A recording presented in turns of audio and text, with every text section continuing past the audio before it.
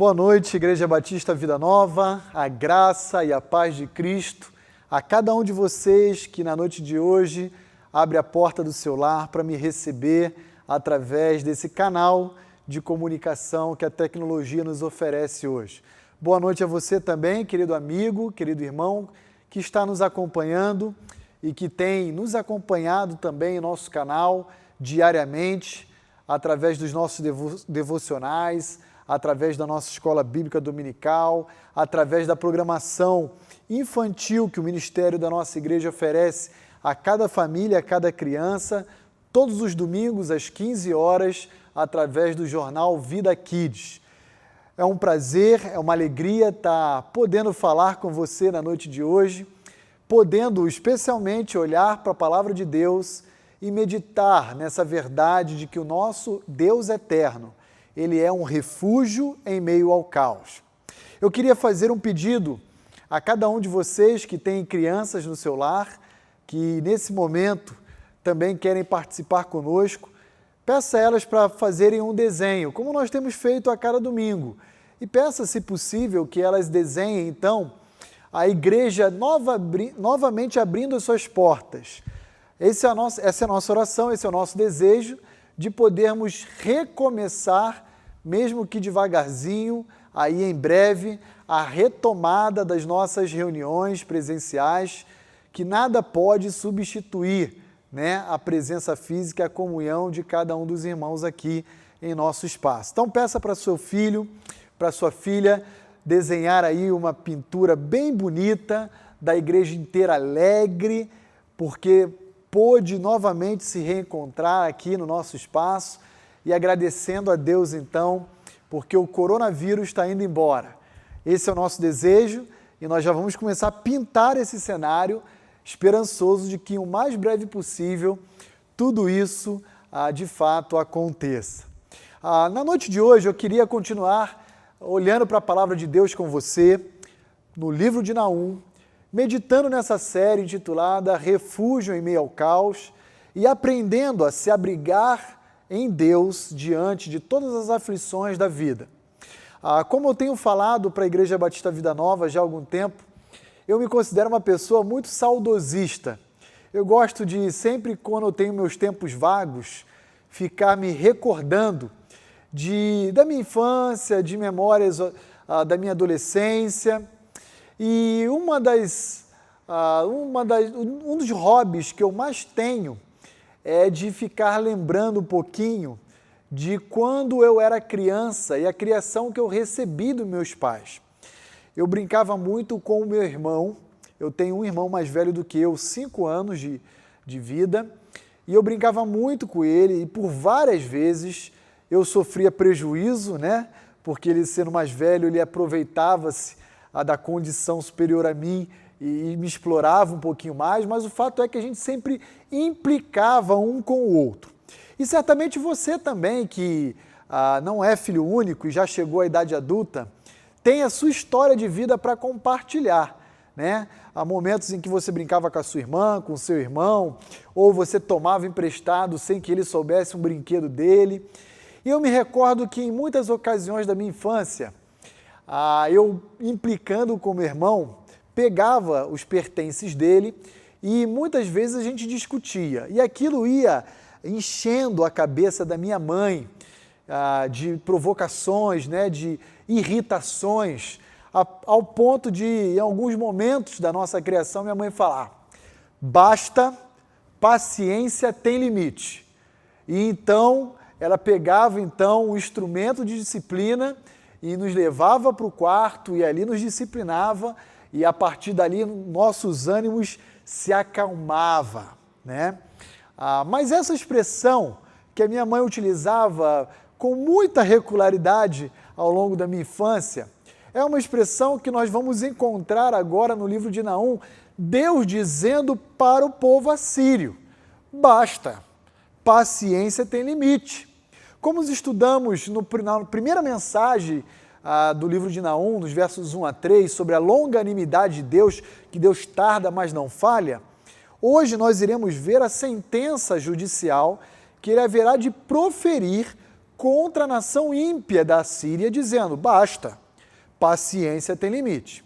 E a semelhança do que acontecia comigo e com meu irmão, ao sermos disciplinados pelos nossos pais, quando nós os provocávamos, os desobedecíamos, os irritávamos, a semelhança do que aconteceu conosco séculos atrás, aconteceu com a Síria. Deus decidiu disciplinar a nação da Síria por toda provocação, por todo enfrentamento à autoridade de Deus. E aí houve um momento que Deus falou: basta, paciência tem limite. Eu quero convidar você a abrir comigo sua Bíblia no livro do profeta Naum, capítulo 1. Hoje nós iremos olhar e examinar juntos os versos 9 ao 15 do capítulo inicial desse livro, concluindo então essa primeira parte, esse primeiro capítulo do livro de Naum. E nesse sentido, gostaria que você me acompanhasse. Eu estou utilizando a versão revista e atualizada, e eu gostaria que você pegasse a sua Bíblia, manuseasse ela comigo e fizesse desse momento também um momento de muita atenção ao que o Senhor quer nos ensinar na noite de hoje. Diz assim a palavra de Deus: que pensais vós contra o Senhor? Ele mesmo vos consumirá de todo, não se levantará por duas vezes a angústia. Porque ainda que eles se entrelaçam como os espinhos e se saturam de vinho como os bêbados, serão inteiramente consumidos como palha seca. De ti, Nínive, saiu um que maquina o mal contra o Senhor, um conselheiro vil. Assim diz o Senhor: por mais seguros que estejam e por mais numerosos que sejam, ainda assim serão exterminados e passarão. Eu te afligi, mas não te afligirei mais. Mas de sobre ti, Judá, quebrarei o jugo deles e romperei os teus laços. Porém, contra ti, a Síria, o Senhor, deu ordem que não haja posteridade que leve o teu nome. Da casa dos teus deuses exterminarei as imagens de escultura e de fundição. Farei o teu sepulcro, porque és vil. Eis sobre os montes os pés dos que anuncia boas novas, do que anuncia a paz. Celebra as tuas festas, ó Judá, cumpre os teus votos, porque o homem vil já não passará por ti, ele é inteiramente exterminado. Como temos falado nessa terceira reflexão dessa série, o quadro que Naum irá pintar a respeito de Deus não é um quadro muito atraente, é verdade. Eu preciso reconhecer isso com você que me ouve nesse momento. Porque o cenário é de um Deus vingador, um Deus santo que se ira por ver a sua santidade sendo transgredida abertamente pelos seus adversários.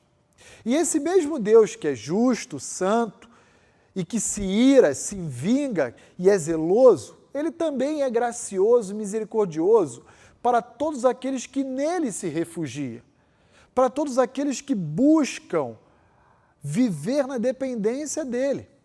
Esse não é, infelizmente, ou não foi o caso do povo assírio. E aí, então, olhando para os versos 9 a 15, nós iremos encontrar a realidade de que a Síria, como já falamos em domingos anteriores, uma nação pagã, idólatra, violenta, injusta, cruel, indiferente a Deus, indiferente aos povos sobre os quais oprimiam, lançavam os seus jugos. Essa mesma nação assíria, ela vai cair diante de Deus por causa do seu orgulho. E aí eu queria chamar a sua atenção para olharmos juntos para os versos 9 a 12 do capítulo inicial do livro de Naum. E eu queria chamar a sua atenção para a realidade de que a altivez precede a queda. E a autoconfiança, a vergonha e a destruição. Observe comigo como o verso 9 começa dizendo. Ele diz: o que vocês estão pensando contra o Senhor? Vocês estão loucos, assírios. Vocês estão planejando, tramando alguma emboscada, algum ataque ao Deus de Israel. Perceba o detalhe que Naum descreve contido no verso 11. De Nínive saiu um indivíduo que maquina o mal contra o Senhor, que literalmente vive a sua vida, dirige suas decisões e seus pensamentos, pensando como pode se insurgir contra o Deus de Israel. E então, esse orgulho, essa altivez, essa arrogância, ela irá levar a nação da Síria a uma terrível queda e uma total destruição.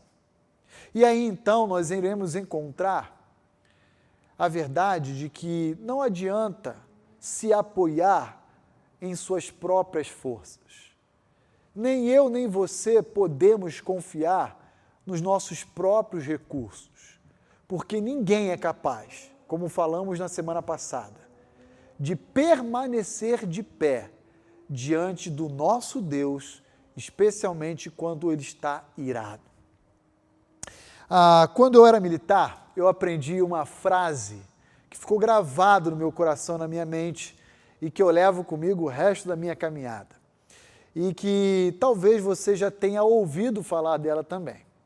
Essa frase dizia mais ou menos o seguinte: quando nós iríamos fazer algum exercício, alguma manobra militar, o comandante sempre dizia: excesso de vibração mata o combatente.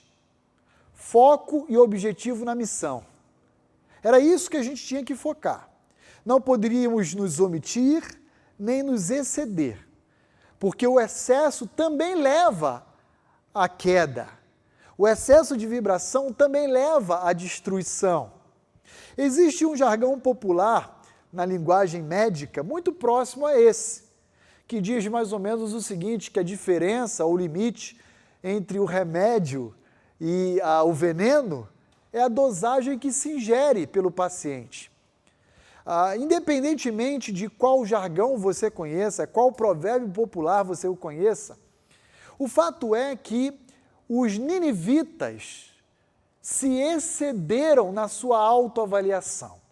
Eles achavam, como diz Sofonias 2,15, que a sua cidade estava segura, que o seu exército era numeroso e que a sua nação era singular.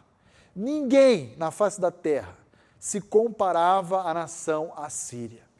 Grande engano. O resultado de tudo isso foi a queda dos assírios. Foi a terrível queda dos assírios. E aí, quando nós olhamos o versículo 10, nós encontramos Deus dizendo: vocês podem estar se sentindo protegidos por estarem entrelaçados entre os espinhos. E, de fato, a gente tem um cuidado maior se for tocar em alguns elementos que possuem espinho. Você pode estar alegre, festejando, bêbado pelo vinho, mas o fato é que vocês serão consumidos como uma palha seca. Eu, o Deus de Israel, dizendo à nação da Síria: irei extinguir vocês da face da terra. Vocês não são capazes de lidar comigo. E aí então, quando nós olhamos o versículo 11, algo nos chama a atenção nesse verso que eu queria também pedir a sua atenção na análise dele. Diz assim: de ti, Nínive, saiu um que maquina o mal contra o Senhor, um conselheiro vil. Essa expressão final do verso 11, um conselheiro vil no hebraico, significa literalmente um conselheiro de Belial. De alguma forma, Naum está se dirigindo ao rei da Síria, como sendo um indivíduo que está sendo dirigido por uma influência demoníaca. Ele está sendo governado pelas opiniões de Satanás, o adversário do próprio Deus. E nesse sentido, agora nós compreendemos por que o verso 9, ele começa dizendo por que vocês estão planejando mal contra o Senhor. Porque quem está por trás da nação da Síria não é outro senão o próprio Belial.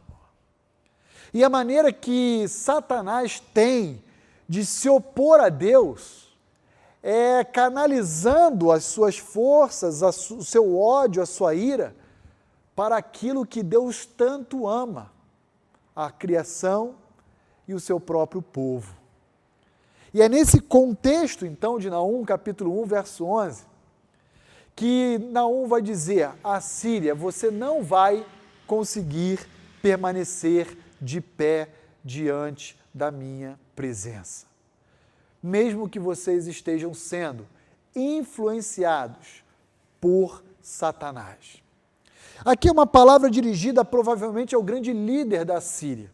Nós não sabemos se era o reinado, na hora que Naum escreve a sua profecia, se ele se encontrava debaixo do reinado de um grande rei assírio chamado Assurbanipal, ou se ele estava debaixo da influência e do governo de Senaqueribe, esse mais famoso pelo registro de Isaías, né? E pela tentativa de derrubar o Reino do Sul, uma tentativa frustrada pelo próprio Deus. Mas o fato é que por trás desse rei da Síria, quem se encontra não é outro senão o próprio inimigo de Deus, ou seja, o nosso próprio adversário. E é nesse sentido que, então, chegando no versículo 12, nós encontramos o Senhor dizendo à nação da Síria: vocês podem estar se sentindo seguros, terem cidades fortificadas como Nínive, podem ter um exército numeroso, mas nada disso servirá para que vocês permaneçam de pé diante de mim. E aí, então, no final do verso 12, nós encontramos Deus dizendo: vocês serão exterminados e vocês irão passar, vocês irão simplesmente deixar de existir sob a face da terra.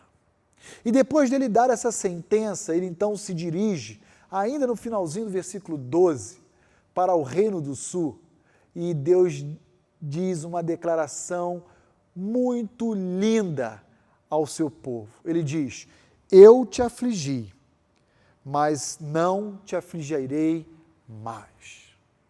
Os tempos de paz, os tempos de liberdade que vocês tanto almejam, chegou, está diante de vocês. E aí eu queria chamar a sua atenção para uma lição preciosa que o verso 12 nos ensina. Quando Deus diz: eu te afligi, a primeira pergunta que nos vem à mente é: afinal de contas, eu estou confuso. Foi Deus que afligiu o Reino do Sul, a nação de Israel, ou foram os assírios, debaixo da influência de Belial? As duas reflexões são igualmente verdadeiras. Em última instância, Deus estava por trás de toda a aflição oferecida ao seu povo. Mas os responsáveis por toda a violência, injustiça e crueldade não eram outros senão a própria nação assíria. E nesse sentido eu queria chamar a sua atenção para uma verdade singular, que muitas vezes nós não conseguimos compreendê-la em nossa mente, em nosso coração, mas que está revelada na palavra de Deus. E qual é essa grande lição? Todo caos, toda calamidade, todo sofrimento que o homem pode experimentar em vida se encontra exatamente dentro dos propósitos de Deus para ele. Deus não apenas permite o caos, mas Ele mesmo o decreta. Quando Deus fala: eu te afligi, Deus está dizendo: eu estou por trás da sua dor. E aí uma grande verdade que a gente não pode ignorar é que dor, sofrimento, chegam até nós para nos ensinar. Ensinar mais a respeito da nossa finitude, da nossa pequeneza, mais a respeito da nossa necessidade e dependência de Deus, mais a respeito da grandiosidade, da soberania e da majestade de Deus. Como um dia Jó, em sua vida, disse que Deus nos oferece não apenas o bem, mas também o mal, assim também, cada um de nós precisamos reconhecer que por trás de todo o caos está Deus, se encontra Deus. E Deus não nos traz o caos, especialmente sobre a vida do seu povo, porque Ele tem prazer em ver o sofrimento do seu povo. Deus estabelece o caos, a aflição, o sofrimento humano sobre o seu povo, para que ele experimente e aprenda a crescer cada vez mais no conhecimento de Deus e da sua vontade. Deus tem várias formas didáticas de ensinar ao seu povo. A dor e o sofrimento é uma delas, não a única, mas é certamente uma delas. E nesse sentido, nós iremos continuar prosseguindo na leitura de Naum, capítulo 1, e eu queria chamar a sua atenção de uma forma muito especial, agora olhando comigo para os versos 13 e 15 de Naum, capítulo 1, que diz assim: Mas de sobre ti, Judá, quebrarei o jugo deles e romperei os teus laços.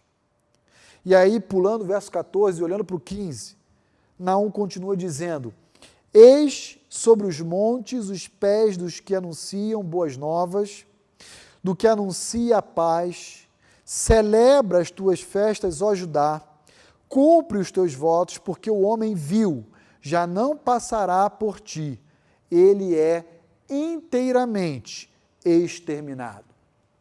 E nesse sentido, eu queria chamar a sua atenção para, olhando para os versos 13 e 15, reconhecer comigo que a dignidade de Israel, a dignidade do povo de Deus é restaurada por meio da ação punitiva de Deus sobre os seus inimigos. Olha que interessante, a partir daquela sentença judicial contida no final do verso 12, em que Deus diz: olha, vocês serão exterminados, vocês irão passar. E Deus então se volta agora para o seu povo e diz: eu já te afligi, mas não vou mais te afligir utilizando da Síria para cumprir o meu propósito. Agora Deus diz: eu vou restabelecer a cada um de vocês, meu povo, a dignidade que cabe a cada um de vocês. Como? A palavra de Deus nos ensina no verso 13. Em primeiro lugar, quebrando o jugo e os laços que estavam escravizando o povo de Deus na mão dos ninivitas, dos assírios. Deus vai dizer: eu vou trazer novamente a liberdade a cada um de vocês. O meu povo, ele foi chamado para ser um povo livre.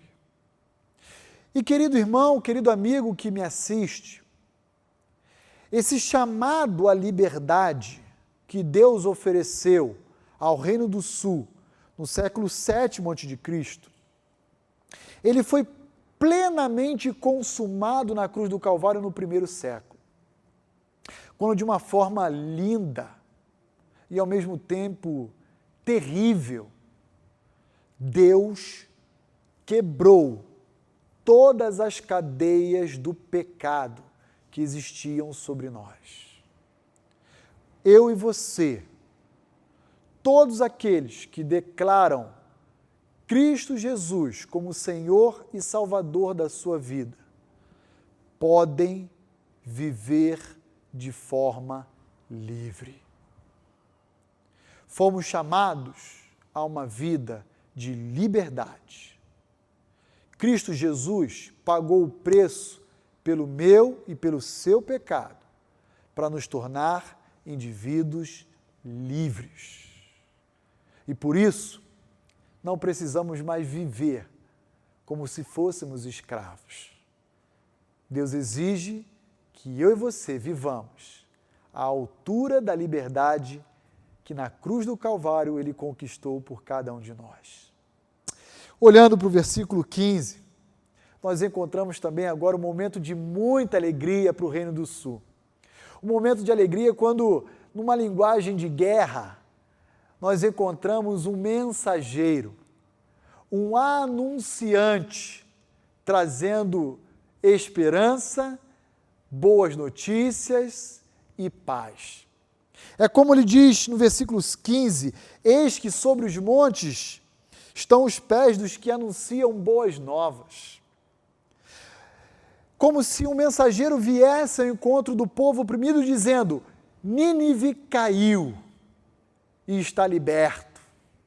Vocês estão livres. Não há mais o jugo da Assíria sobre cada um de vocês.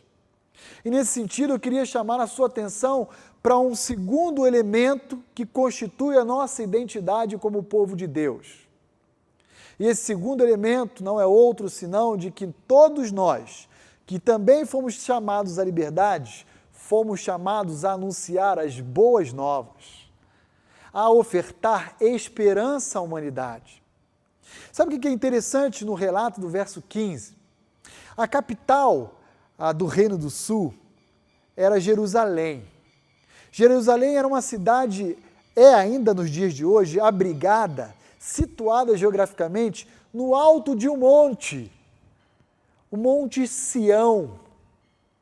E aí quando nós olhamos o versículo 15, quando então Naum diz, eis que de sobre os montes vêm aqueles a anunciar as boas novas.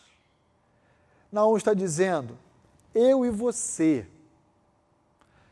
que fazemos parte do Reino do Sul, Naum para os seus contemporâneos, temos o dever de sermos portadores de esperança, portadores de boas notícias, portadores de declarações libertadoras. Irmãos, hoje vivemos dias de muita atenção. Se nós não tivermos cuidado, os nossos lábios podem ser emprestados para servirem como instrumento de más notícias. Quando pegamos indivíduos que se prestam a viver praticando a fofoca, difamando a outros, proferindo calúnias, esses indivíduos agem não como seres que foram libertos por Cristo através da cruz do Calvário. Vivem como se ainda estivessem escravos da sua velha natureza. Em dias de pandemia, como as que nós nos encontramos atualmente com o coronavírus, em que tantas matérias e informações tóxicas que corroem a nossa alma se levantam, nós podemos, mesmo sem estarmos mal intencionados, difundir desesperança, repassar fake news. Que sejamos, enquanto povo de Deus, portadores de boas novas. Há uma terceira característica que constitui a identidade do povo de Deus. Essa terceira característica não é outra senão a de sermos promotores da paz. Esses que anunciam as boas novas são os mesmos que anunciam a paz entre os homens. Acabou a guerra. Nós não precisamos mais estar debaixo da ira de Deus, porque Deus, em Cristo Jesus, já nos viabilizou o acesso novamente a Ele, por meio da cruz do Calvário. Temos que ser promotores de paz, e não um divisor, não fomentadores de guerra, não de discórdia ou qualquer outra coisa do gênero. O terceiro elemento que constitui a nossa identidade como povo de Deus é que nós servimos aquele que é o príncipe da paz. E por causa disso, eu e você devemos igualmente promover a paz entre os homens. E por último, ainda contido no verso 15, como consequência dessa liberdade que Deus oferece ao seu povo, nós encontramos também a possibilidade, como diz o verso 15, de obedecermos a Deus. Na palavra de Naum, de honrar com os nossos votos, cumprir e obedecer ou observar aquilo que Deus estabeleceu para o seu povo, a sua nação. No caso da velha aliança, as famosas festas judaicas, festa da Páscoa, pães asmos, tabernáculos ou das cabanas, dentre tantas outras celebrações. Mas o fato é que o povo de Deus também é considerado, é marcado pela sua alegria, pelo seu júbilo, pelo seu louvor a Deus, como expressão da sua obediência a Deus. Nós não obedecemos a Deus para obter da parte de Deus o seu favor. Nós obedecemos a Deus porque já obtivemos da parte de Deus o seu favor. A liberdade que permite com que possamos obedecer, depender dEle, viver para Ele. Isso faz toda a diferença. E nesse sentido, eu quero chamar a sua atenção para a sua identidade como servo do Altíssimo. Lembre-se, todos nós que entregamos a nossa vida a Cristo Jesus, somos livres, devemos ser portadores das boas novas, devemos ser promotores de paz e, em obediência e gratidão, nos alegrar e nos jubilar com o Deus que nos salvou. Quero caminhar para o final da nossa reflexão, olhando com você nesse momento o verso 14.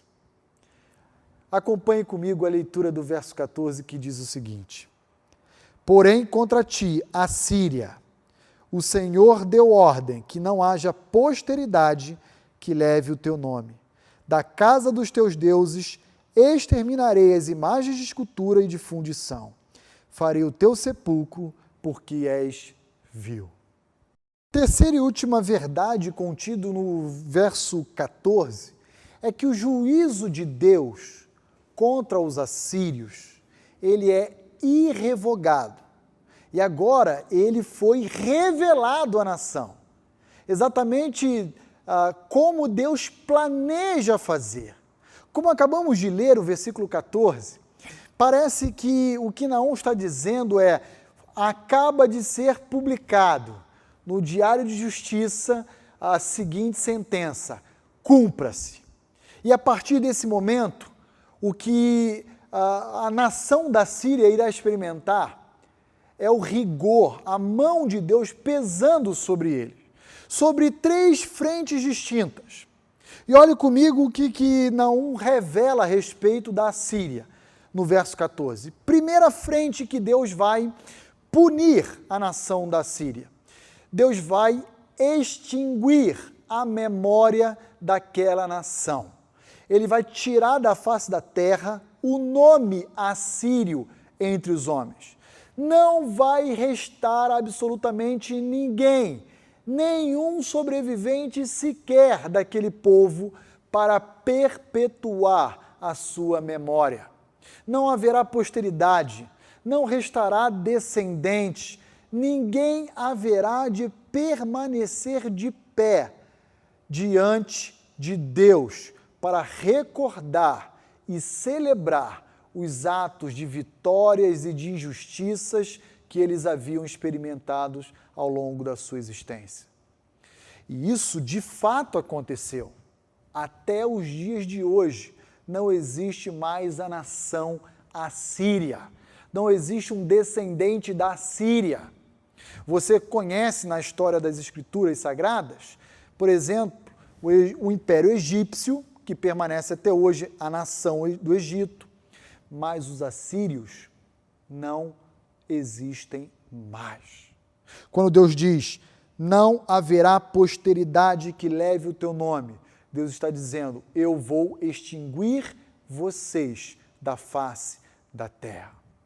Depois, a segunda frente que Deus vai agir punitivamente, oferecendo uma justiça retributiva à nação assíria, será através dos seus deuses pagãos. A própria nação assíria tem esse nome por causa do seu principal deus, Deus Assur. E daí surge então o nome dessa nação, que se levanta em torno de uma divindade pagã, a divindade de Assur. E nesse sentido, Deus vai dizer, só há um Deus. Vamos ver quem permanecerá de pé. Eu vou literalmente exterminar da casa dos teus deuses toda e qualquer imagem de escultura, feito de barro, de argila, de cera, bem como toda e qualquer imagem de fundição, feita de metais, de bronze, de prata, de ouro, qualquer que seja a imagem aos deuses da Síria. Deus vai dizer, eu vou me estabelecer perante toda a humanidade como único e verdadeiro Deus. Terceira frente que Deus vai utilizar para punir a nação da Síria. Ele vai dizer, eu também, além de não permitir com que vocês tenham descendentes, além de envergonhar e destruir os seus deuses, eu vou literalmente lançar a morte sobre cada um de vocês, fazendo com que o sepulcro de vocês estejam esperando os seus corpos.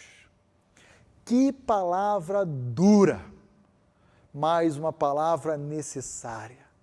A Assíria não precisaria experimentar todo esse rigor, toda a severidade e todo o juízo de Deus. Mas pelo fato da Síria ter dado as costas a Deus e querer viver da forma como quis orientar as suas decisões, Deus então se impôs como soberano do universo para envergonhar e para fazer calar os seus adversários. Nesse sentido, triste reconhecermos o desfecho e o final de uma nação que aproximadamente um século atrás, por intermédio de Jonas, foi agraciada com a bênção de Deus, foi agraciado pela preservação, pela longanimidade de Deus, e que agora, praticamente 100 anos depois, iria experimentar um forte juízo por causa de toda a rebeldia e obstinação. Querida igreja, querido amigo, querido irmão que me assiste, pecado é coisa séria. Nós não podemos brincar com o fogo. E a semelhança do que aconteceu com os assírios, Deus também, ao longo de Gênesis e Apocalipse, pesou inúmeras vezes a sua mão sobre todo aquele que fazia parte do seu povo, mas que, em alguma medida, endurecia o seu coração para a correção da sua palavra e da sua vontade.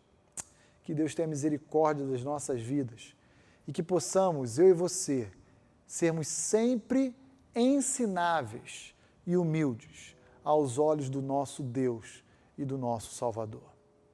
Quero concluir a nossa reflexão bíblica de hoje à noite chamando a sua atenção para duas considerações finais, que creio eu serem oportunas de nós lembrarmos delas nesse momento da nossa meditação.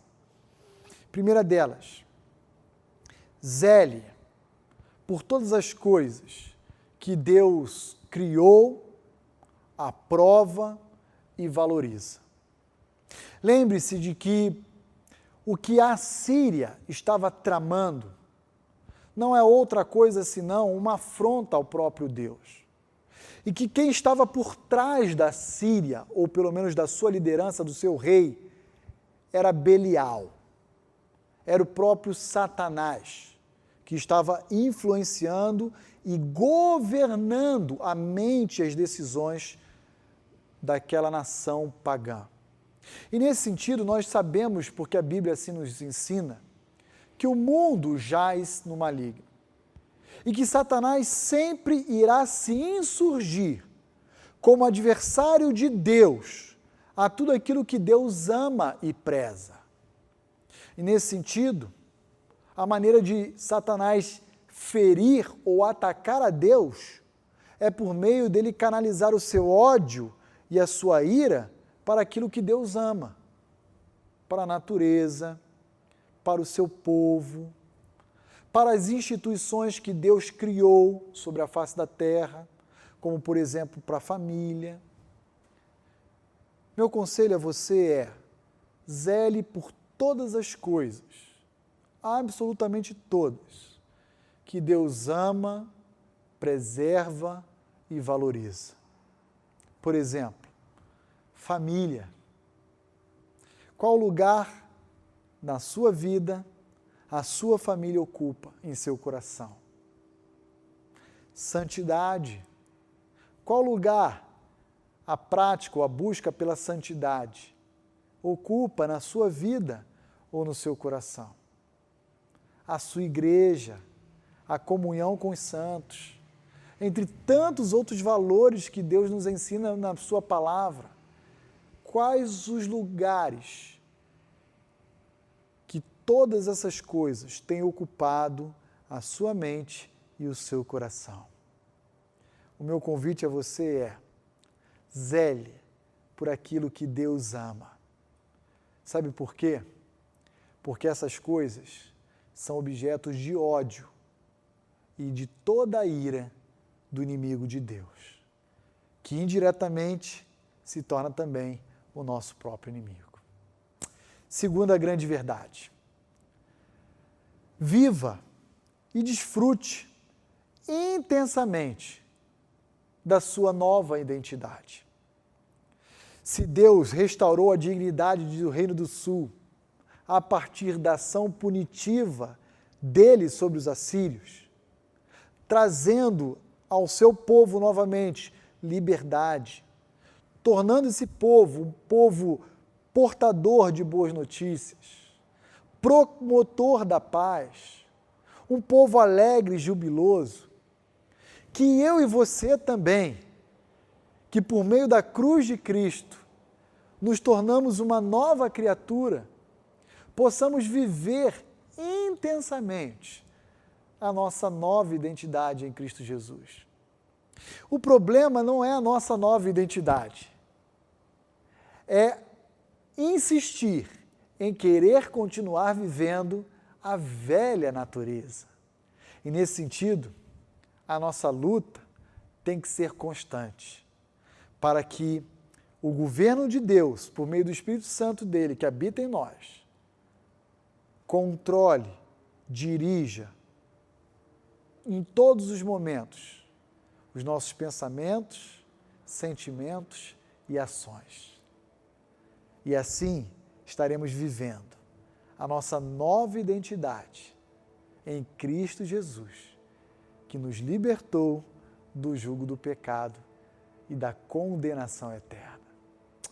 Quero encerrar esse tempo orando com você, agradecendo a Deus por essa palavra tão preciosa, palavra dura, mas não para nós, para os adversários de Deus, para os inimigos de Deus, e para nós, uma palavra de esperança, uma palavra que enche o nosso coração de alegria, porque sabemos que Deus faz distinção entre os maus, os perversos e aqueles que o temem.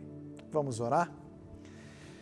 Senhor, muito obrigado por todo o ensino da Tua Palavra que foi ofertado na noite de hoje às nossas mentes e aos nossos corações. Senhor, por favor, nos ajude sempre a nos apropriarmos de verdades tão importantes como as que aprendemos na noite de hoje. Verdades como a que fomos lembrados de que temos uma nova identidade em Cristo e que, portanto, devemos viver à altura dessa nova identidade. Igualmente, ó Deus, nós suplicamos que o Senhor nos ajude, ó Pai, a olharmos para toda forma ou expressão do mal, repudiando, nos distanciando, fazendo com que aquilo que te desagrada não venha a ser parceiro das nossas vidas. Senhor, por favor, eu peço que tudo o que foi apresentado, exposto, possa em alguma medida ser usado pelo Senhor para a nossa edificação, para a glória do Teu nome e para também como um convite à salvação daqueles que nos assistem e que ainda não depositaram a sua fé em Cristo Jesus. Por favor, Senhor, abençoe os nossos lares, as nossas famílias, a nossa igreja e nos concede uma semana ricamente abençoada na Tua presença, em nome de Cristo Jesus. Amém e amém. Que Deus abençoe a você que nos assiste, que você possa, mais uma semana, iniciar na presença desse Deus, que é refúgio em meio ao caos, em quem podemos confiar e depositar toda a nossa esperança, certos de que nós iremos estar totalmente seguros em seus braços. Que Deus o abençoe.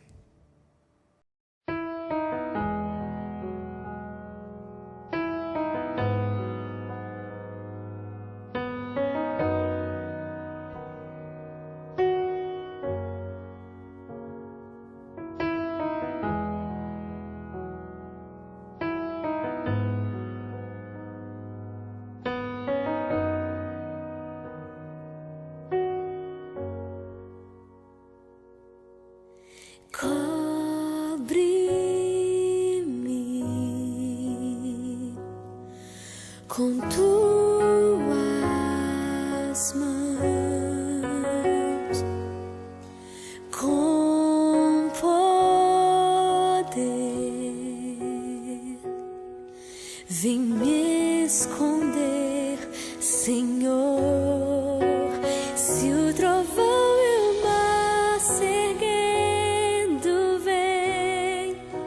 sobre a tempestade eu voarei,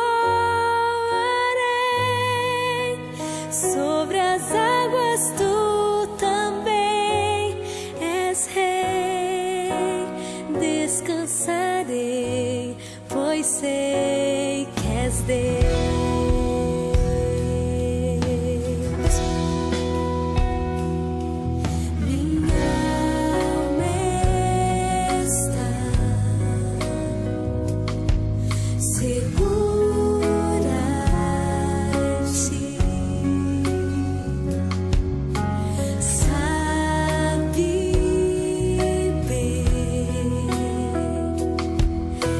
Cristo firme